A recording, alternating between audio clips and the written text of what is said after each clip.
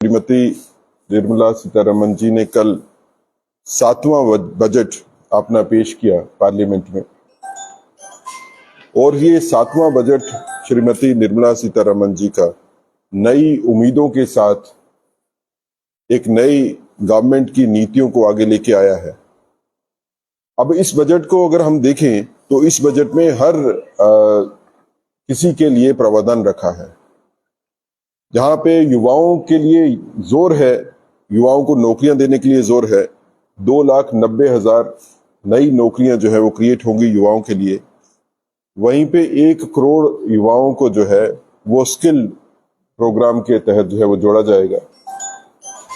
ये नौकरियां युवाओं को जो मिलेंगी, इससे देश की अर्थव्यवस्था भी सुदृढ़ होगी और साथ में युवाओं में भी नया जो है वो जोश भरेगा देश को आगे बढ़ाने में।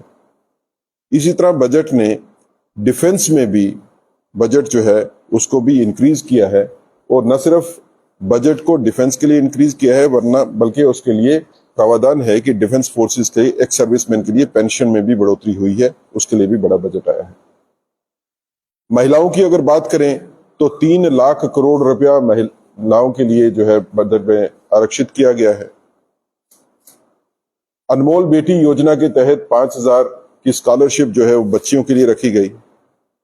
किसानों के लिए कहें तो 1 करोड़ नए किसानों को जो है बजट के तहत बेनिफिट मिलने वाला है। तो कुल मिला के ये बजट जो है नई उम्मीदों का बजट है। ये बजट मोदी जी के सपने को साकार करता है कि हमने विकसित भारत का निर्माण करना है, विकसित भारत की तरफ एक बड़ा मजबूत कदम है। जम्मू कश्मीर की अगर बात करें तो जम्मू कश्मीर में इस बजट में तकरीबन 1,18,390 करोड़ रुपए का जो है वो प्रावधान है। इस बजट में पहली बार 42,000 करोड़ रुपया जो है वो सेंट्रल यूनियन बजट से जम्मू कश्मीर के लिए रखा गया, और सबसे बड़ी बात है कि जम्मू कश्मीर पुलिस के लिए 12,000 करोड़ रुपया जो है वो रखा गया। जिस तरह के हालात से जम्मू कश्मीर गुजर रहा है, टेररिज्म जो है वो दोबारा बढ़ाने की कोशिश पाकिस्तान के द्वारा की जा रही है, हमें लगता है कि ये 12,000 करोड़ रुपया जो जम्मू कश्मीर पुलिस के लिए रखा गया है, ये जम्मू कश्मीर पुलिस को आधुनिक करने में मदद मिलेगी। नए फोर्सेस के साथ जो है वो लड़ा जाएगा। वीडीसी और वीडीजी को मजबूत करने के लिए काफी बड़ा जो है इसमें सहायता होगी। इसी तरह जम्मू और कश्मीर दोनों जगह पे ही नए टूरिज्म के जो है वो रखे गए हैं, स्थान बनाए गए हैं। उसमें से जम्मू के लिए भी और कश्मीर के लिए, दोनों के लिए है। जम्मू की अगर खासकर बात करें तो जम्मू में लखनपुर, सांबा में और पत्नीटॉप में 3 जगह पे बड़े टूरिज्म के प्रोजेक्ट जो है वो रखे गए हैं, जिससे लगता है कि जम्मू कश्मीर में आने वाले वक्त में टूरिज्म को बढ़ावा देने के लिए काफी मदद मिलेगी, और जम्मू कश्मीर में जम्मू खित्ते की भी आर्थिक स्थिति जो है वो मजबूत होगी। इसी तरह बजट के प्रावधान में स्मार्ट सिटी प्रोजेक्ट के अंदर जम्मू और श्रीनगर दोनों जगह पे ही पैसा जो है उसका आवंटन किया गया है, ताकि स्मार्ट सिटी प्रोजेक्ट जो है उसको कंप्लीट किया जा सके। इस बजट से जम्मू कश्मीर के लोगों में भी उत्साह की लहर है।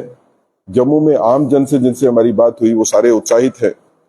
अगर सैलरीड क्लास को देखें तो इस बजट ने सैलरीड क्लास को, मिडिल क्लास को जो है वो ध्यान में रखते हुए टैक्स जो है उसके नए जो नियम बनाए हैं, उसमें बचत जो है वो ज्यादा बढ़ी है, टैक्स सरल हुआ है और टैक्स की स्लैब भी कम हुई है।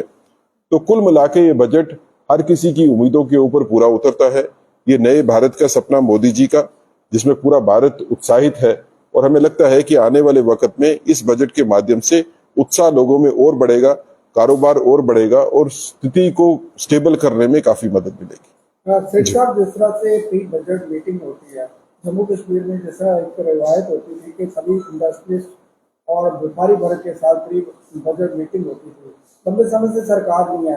बजट जो है वो अफसरशाही द्वारा बनाया जाता, किसी को कॉन्फिडेंस में नहीं लिया जाए, कोई राय नहीं लेते, उनकी समस्याएं क्या है ये नहीं है। ये बजट जो है वो लोकसभा जो जहाँ पे बजट बाकी बजट है, जम्मू कश्मीर का भी वहां से बजट तैयार होके आया है, और निराशा है इंडस्ट्रियल सेक्टर को और व्यापारी सेक्टर को।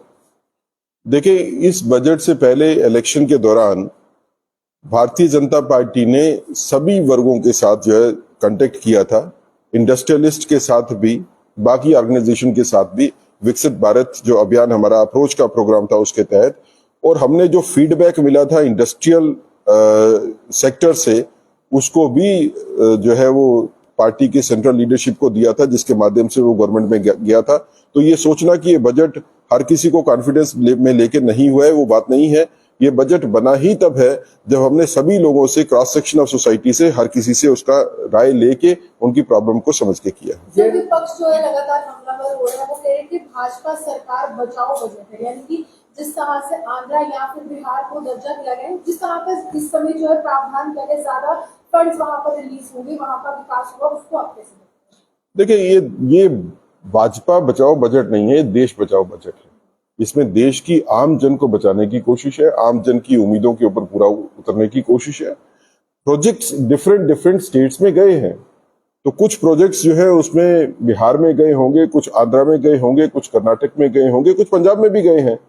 लेकिन ये फायदा खाली उन स्टेट्स तक महदूद नहीं रहता है, उसका अल्टीमेटली फायदा जो है वो पूरे के पूरे देश को होता है। लेकिन मध्यम वर्ग के लिए कुछ खास है, क्योंकि मध्यम वर्ग कह रहा है कि आप अपर क्लास के लिए काम कर रहे हैं, आप पुअर क्लास के लिए कर रहे हैं, लेकिन जो बीच वाले, जो आपके कोर वोटर रहते हैं, खासकर भाजपा के, उनके लिए कुछ खास है, क्योंकि उनमें निराशा हर वर्ष रहती है आपका बजट जब पेश होता है। देखिए, मध्यम वर्ग के लिए एक तो सैलरीड क्लास मध्यम वर्ग है।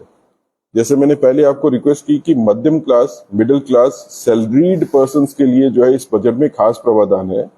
टैक्स की दरें कम हुई हैं, एग्जम्पशन ज्यादा हुई है, आप पैसा ज्यादा बचा सकते हो। ये मध्यम वर्ग के उन लोगों के लिए जो सैलरीड क्लास है। जो नॉन सैलरीड क्लास है उसके लिए गवर्नमेंट ने इस बजट में जो प्रावधान रखा है उसमें काफी चीजों के रेट जो है वो कम किए हैं। इसमें ड्यूटी कम हुई है। ड्यूटी कम होने से अब जैसे आपका मोबाइल है, आजकल मध्य वर्ग जो है वो मोबाइल को यूज करता है, तो मोबाइल का रेट जो है वो कम हुआ, सोना और चांदी का और बाकी चीजों का रेट कम हुआ।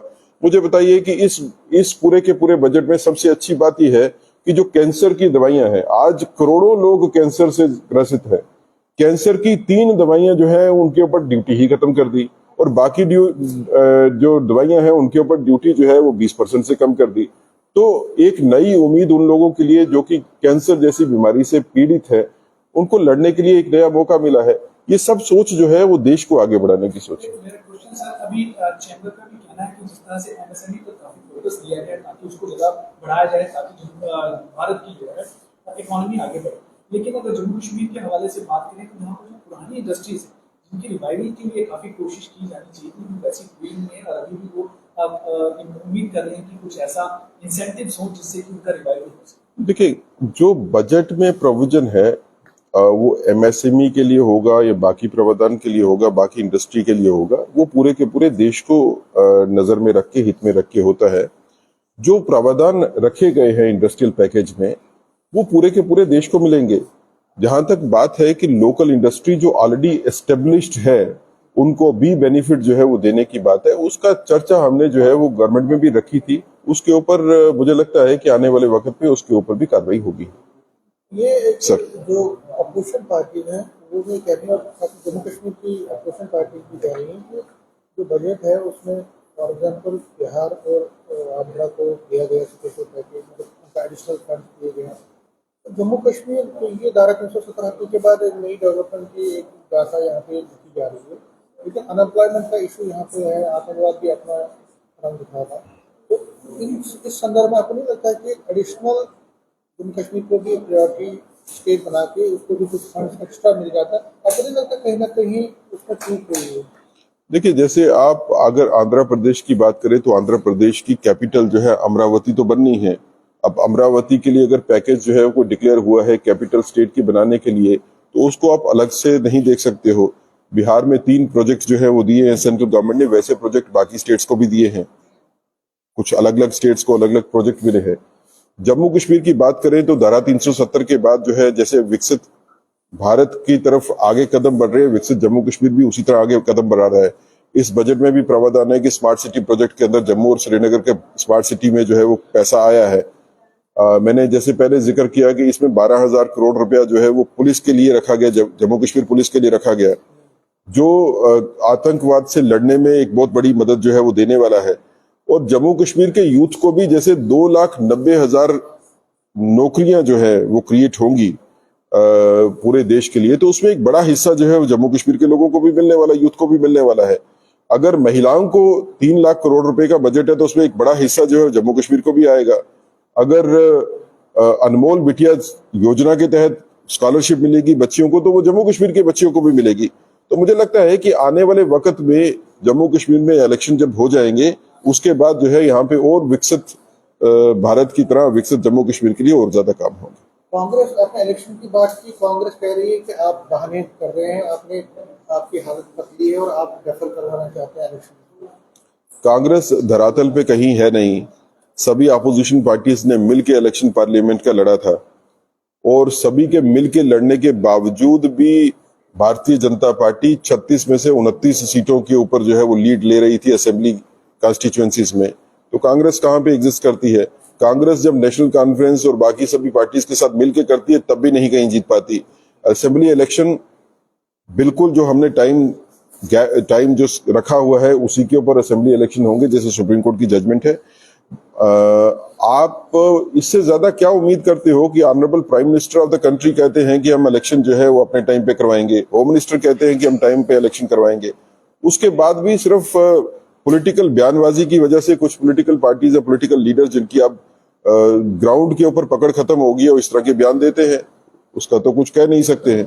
लेकिन इलेक्शन टाइम पे होंगे, भारतीय जनता पार्टी अपने दम के ऊपर जम्मू कश्मीर में गवर्नमेंट बनाएगी और जम्मू में हम तकरीबन सभी सीटों के ऊपर जीत के आएंगे और कश्मीर में भी हम डबल डिजिट पे पहुंचेंगे। सेठी साहब, जिस तरह से लोकसभा चुनावों की बात करें तो भाजपा का जो है वोट शेयर कम हुआ है, जिसमें से पहले माध्यम के साथ होता था, इस बार इस तरह का नहीं है।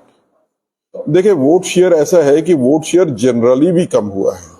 पूरे अगर देश का भी आप देखेंगे तो वोट शेयर जो है इस बार कम हुआ था, ज्यादा नहीं हुआ था। लेकिन अगर vote share Bharatiya Janata party का कम हुआ है तो दूसरी पार्टी का भी उसी हिसाब से कम हुआ है।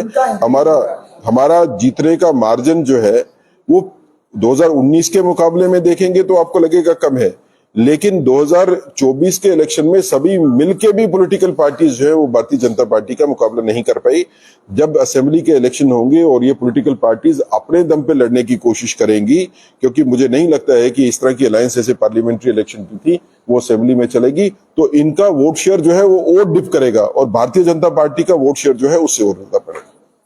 उमर अब्दुल्ला का एक बयान आया था अभी सांबा में, उन्होंने कहा कि अगर असेंबली इलेक्शन अगर सिक्योरिटी के हालात ठीक नहीं है तो देखा ना कि ओनली रीजन कि आप रेफर करेंगे। तो आप आज कह रहे हैं कि इलेक्शन होंगे, तो उमर अब्दुल्ला तो अभी भी डाउटफुल है, वो कह रहे हैं कि हो सकता है ये सिक्योरिटी का बहाना है कि रेफर करवाएंगे। देखिए, उमर अब्दुल्ला साहब की स्टेटमेंट जो है उसकी कोई बुनियाद ही नहीं है।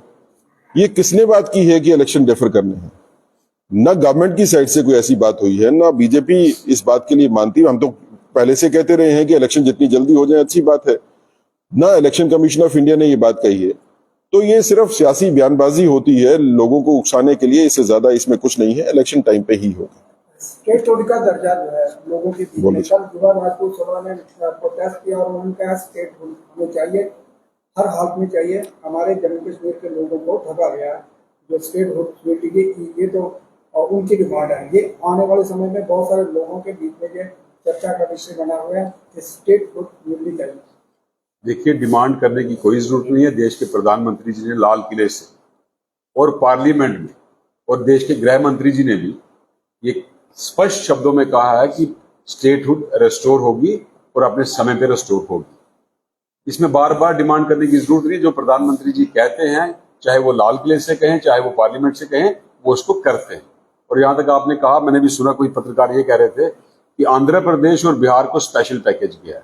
आप देखिए कर्नाटका में किसकी सरकार है, कर्नाटका में भी स्पेशल पैकेज गया है। ये सरकारें देख के या सरकारें बचाने के लिए पैकेज नहीं है, जनता के हित के लिए पैकेज जा रहा है।